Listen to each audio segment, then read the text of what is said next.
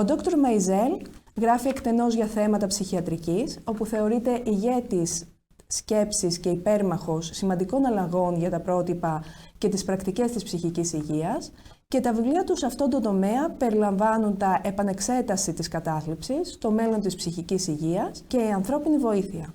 Μεταξύ άλλων βιβλίων για επαγγελματίες ψυχικής υγείας είναι και τα «Βοηθώντας τους γονείς των διαγνωσμένων και διαφορετικών παιδιών», 60 καινοτόμες στρατηγικές για το φωτεινό, ευαίσθητο και δημιουργικό, το επίσης «Βοηθώντας επιζώντες αυταρχικών γονέων, αδελφών και συντρόφων», και όλα εκδίδονται από τον οίκο Routledge. Good evening, it's an honor to have you with us once again. And we're looking forward to hearing from you about the topic of redesigning our mind and our way of life.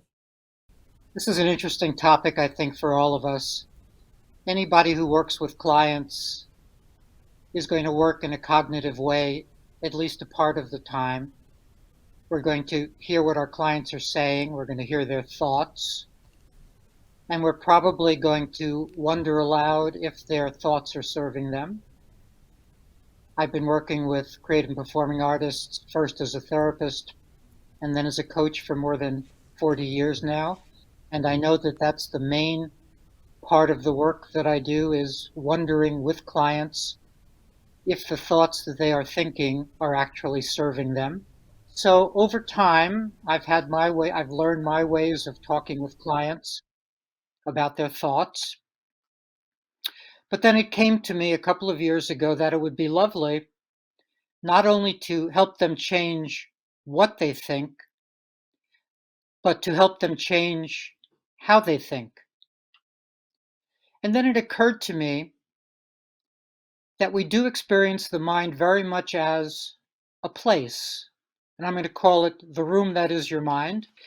And I think that's where we actually live. We may live in Budapest or New York or Paris, but we actually take our mind with us and we live in our mind.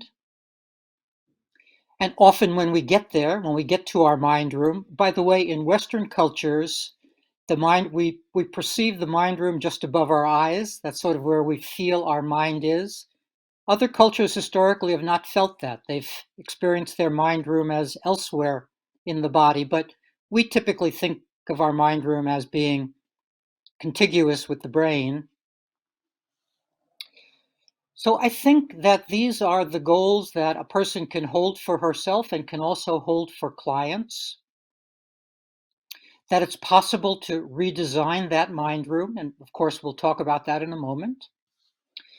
So once you have this life philosophy, and I've described one version of a life philosophy in a book of mine called Lighting the Way, which I think does a nice job of laying out one kind of life philosophy. Once you have your life philosophy named for yourself, then you want to live aligned with it. And one of the ways that you can live aligned with your life philosophy is by doing the work I've been describing, and by feeling that you have the capability to do what the Buddha says, that you have the capability to get a grip on your own mind. And as I say here, to learn more, I hope you'll take a peek at my book, Redesign Your Mind.